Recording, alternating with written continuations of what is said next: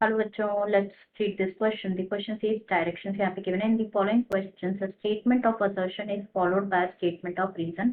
तो यहाँ पे हमें जो है correct choice mark करनी है. तो assertion यहाँ पे given है decline of bird population is due to premature hatching of eggs and reason यहाँ पे given है high concentration of DDT जो है डिस्टर्ब करते हैं कैल्शियम मेटाबॉलिज्म को इन बर्ड्स. तो हमें यहाँ पे क्या करना है बेसिकली, अगर लाइक असर्शन और रीजन दोनों ही करेक्ट है, दोनों ही true and reason correctly explain करा असर्शन को, तो आंसर हो जाएगा 1. और दोनों असर्शन रीजन ट्रू है बट रीजन करेक्टली एक्सप्लेन नहीं कर रहा असर्शन को, तो आंसर हो जाएगा 2. अगर असर्शन ट्रू है बट रीजन फॉल्स है तो आंसर हो जाएगा 3. एंड असर्शन जो है फॉल्स है बट रीजन ट्रू है तो आंसर हो जाएगा 4. तो सबसे पहले यहाँ पे बात करेंगे हम अबाउट की कॉन्सेप्ट.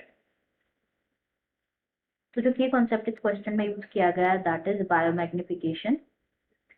बायोमैग्निफिकेशन. तो बायोमैग्निफिकेशन के बारे में यहाँ पे अगर हम डिस्कस करें तो क्या होता है बेसिकली, जो कुछ टॉक्सिक सब्सटेंसेस जो होते हैं जो कि प्रेजेंट होते हैं किसमें, इंडस्ट्रियल जो वेस्ट वाटर्स जो होता है उसमें कुछ टॉक्सिक सब्सटेंसेस प्रेजेंट होते हैं which can undergo biological magnification, जिसे बायोमैग्निफिकेशन भी कहा जाता है in the aquatic food chain. तो जो बायोमैग्निफिकेशन होता है it basically refers to increase in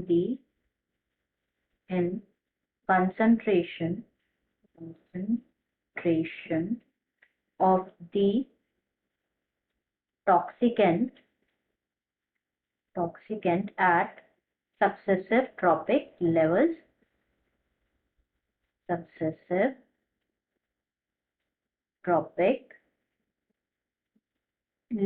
And ये किसकी वजह से अकर होता है बेसिकली, दिस हैपन्स बिकॉज जो टॉक्सिक सब्सटेंसेस होते हैं ना ये एक्यूमुलेट हो जाते हैं, जो ऑर्गेनिजम्स होते हैं ना उनमें एक्यूमुलेट हो जाते हैं, ना तो वो मेटाबोलाइज हो सकता है ना ही एक्रीट हो सकता है, इसलिए वो एक्यूमुलेट हो जाते हैं ऑर्गेनिज्म की बॉडी में एंड दस ये पास ऑन होता है to the higher trophic levels. तो बेसिकली अगर हम यहाँ पे देखें biomagnification of DDT in an aquatic food chain, तो वाटर में प्रेजेंट है अगर डीडीटी का concentration, if the concentration of DDT in water is 0.003 ppb and water में प्रेजेंट होता है ऑर्गेनिजम्स, राइट. तो सपोज अब जूप्लैंक्टन जो है,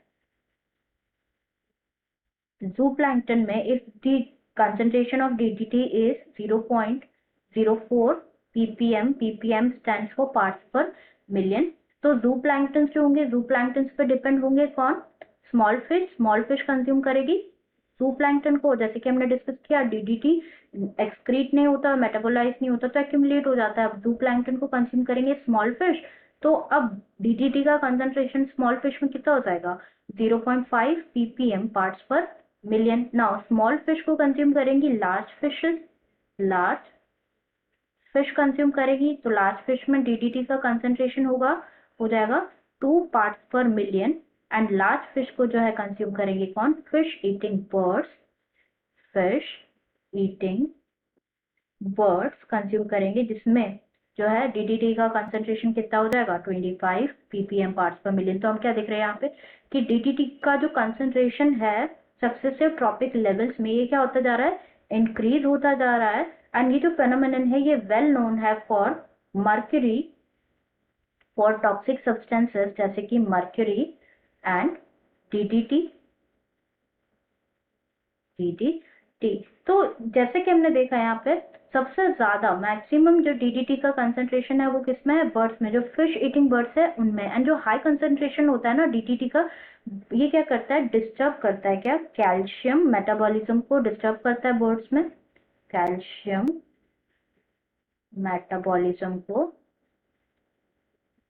बर्ड्स में डिस्टर्ब करता है, जिसकी वजह से जो क्या कॉज करता है, which causes thinning of eggshell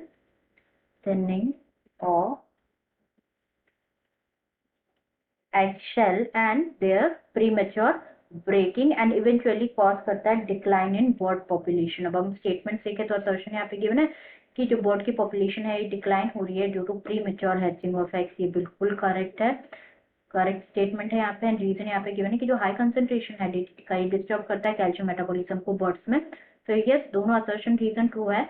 reason भी करेक्टली एक्सप्लेन कर रहा है असर्शन को कि जो हाई कंसंट्रेशन है ना डीडीटी का ये डिस्टर्ब करता है कैल्शियम मेटाबॉलिज्म को इन बर्ड्स, एंड जिसकी वजह से क्या हो रहा है, जो बर्ड की पॉपुलेशन है वो डिक्लाइन हो रही है. Due to premature hatching of eggs. तो आंसर हो जाएगा हमारा क्या, option 1, that is both assertion reason are true and reason is the correct explanation of assertion. तो answer will be option 1. I hope you understood it well. Best of luck.